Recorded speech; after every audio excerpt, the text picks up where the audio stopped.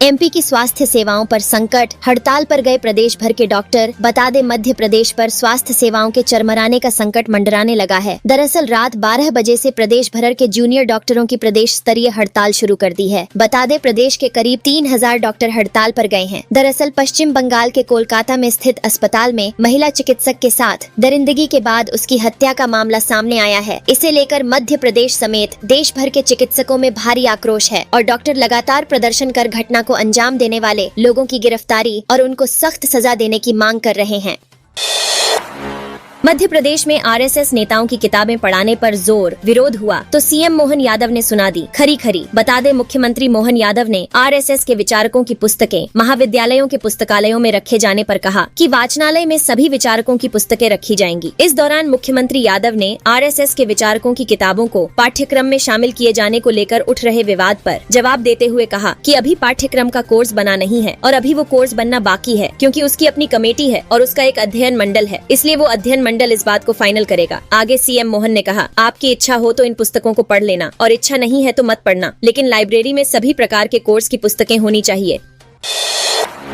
महाकाल मंदिर में बड़ी कार्रवाई, भक्तों के निक्कर उतरवाए। बता दे बाबा, महाकाल की नगरी उज्जैन में स्थित महाकालेश्वर मंदिर में भक्तों के ऊपर बड़ी कार्रवाई की गई है, क्योंकि कई भक्त महाकाल के नाम और त्रिपुंड छपे हुए निक्कर पहनकर दर्शन करने पहुंचे थे, जिसके बाद सुरक्षा अधिकारी ने उन्हें रोक लिया और निक्कर उतरवा लिया। इसके साथ ही हिदायत दी गई है कि मंदिर में इस प्रकार के कपड़े पहनकर प्रवेश न करें। बता दे, महाकाल मंदिर में 12 से ज्यादा भक्तों के कपड़े उतरवाए गए हैं। इन भक्तों ने बाबा महाकाल के नाम का निक्कर यानी चड्ढा पहना हुआ था, जिस पर महाकाल लिखा हुआ था और त्रिपुंड भी बने हुए थे, इसलिए यह कार्रवाई की गई। हालांकि मंदिर में इस तरह की कार्रवाई पहली बार की गई है और मंदिर में काफी समय से ड्रेस कोड लागू करने की मांग होती रही है।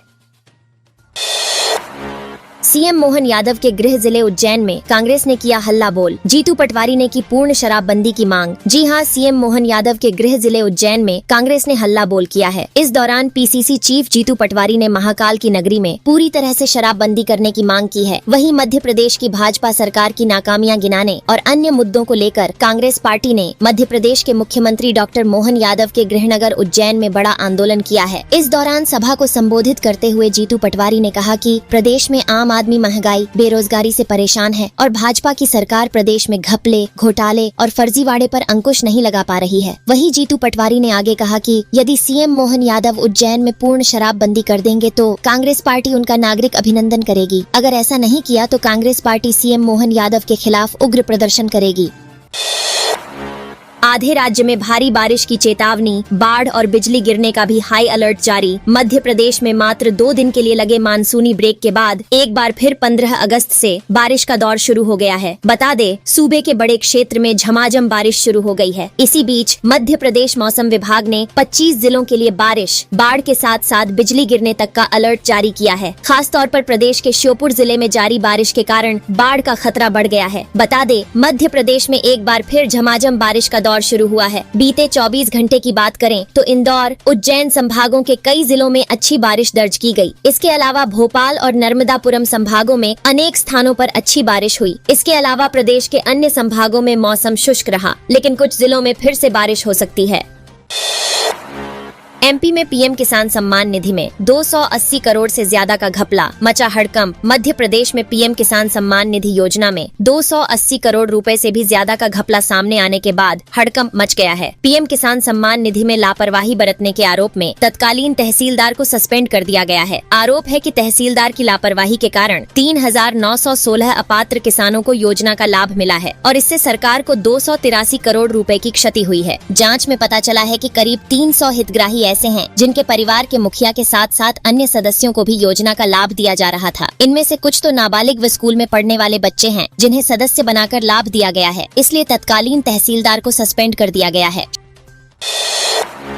शिवराज सिंह खींच रहे ऐसी लकीर जो दूसरे विभागों के लिए बनेगी नजीर। जी हां, शिवराज सिंह चौहान की कार्यशैली के चर्चे अब केंद्र में भी सुर्खियां बटोर रहे हैं। बता दे, केंद्रीय कृषि मंत्री शिवराज सिंह चौहान ने स्वतंत्रता दिवस के अगले दिन अपने दोनों मंत्रालयों के कर्मचारियों और अधिकारियों की बैठक बुलाई है और खास बात ये है कि इस बैठक में सफाई कर्मी से लेकर सेक्रेटरी स्तर तक के कर्मचारी और अधिकारी शामिल थे। इस दौरान शिवराज सिंह ने पूरा ईमानदारी और निष्ठा से काम करने का संकल्प दिलाया। इस दौरान शिवराज सिंह सिंह चौहान ने अपने कर्मचारियों और अधिकारियों को संबोधित करते हुए कहा कि हम सब एक फैमिली की तरह मिलकर काम करेंगे। बीजेपी के कद्दावर नेता कैलाश विजयवर्गीय ने कांग्रेस नेता पर दिया बड़ा बयान। बता दे, कैलाश विजयवर्गीय ने कांग्रेस नेता सज्जन सिंह वर्मा द्वारा बांग्लादेश जैसे हालात पर भारत के होने के बयान पर पलटवार किया है। सज्जन सिंह वर्मा ने कहा था कि जैसे हालात बांग्लादेश के बने थे वैसे ही हालात भारत में भी बन सकते हैं। इस दौरान कैलाश विजयवर्गीय ने कहा कि ये देश शेरों और शेरनियों का है, यहाँ बांग्लादेश जैसे हालात कभी नहीं बनेंगे। वही कैलाश विजयवर्गीय ने सज्जन सिंह वर्मा का नाम लिए बगैर कहा कि समझ नहीं आता कि हमारे देश इन खटमलों और मच्छरों को कब अक्ल आएगी। इनको दिखाई नहीं देता कि यहाँ बांग्लादेश जैसा कभी कुछ नहीं हो सकता, क्योंकि भारत एक लोकतांत्रिक देश है। यहाँ पक्ष विपक्ष दोनों ही जनता चुनती है।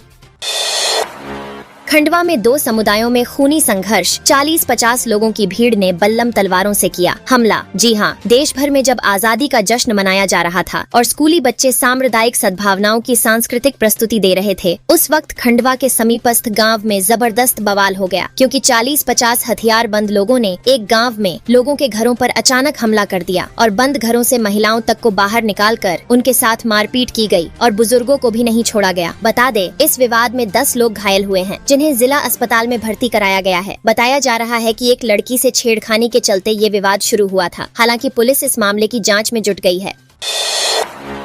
सरकार लाएगी नई ट्रांसफर पॉलिसी, जानिए कैसे होंगे तबादले। मध्य प्रदेश में जल्द ही तबादलों से रोक हट सकती है। बता दें, सामान्य प्रशासन विभाग ने नई तबादला नीति तैयार कर ली है और विभागीय मंत्री से अनुमोदन होने के बाद अब इसे जल्द ही कैबिनेट में रखा जाएगा। कैबिनेट से हरी झंडी मिलने के बाद तबादलों पर लगी रोक हट जाएगी और इसी नई नीति के तहत प्रदेश भर में तबादले किए जाएंगे। बता दें कि पिछले 1.5 साल से मध्य प्रदेश में तबादलों पर रोक लगी हुई है।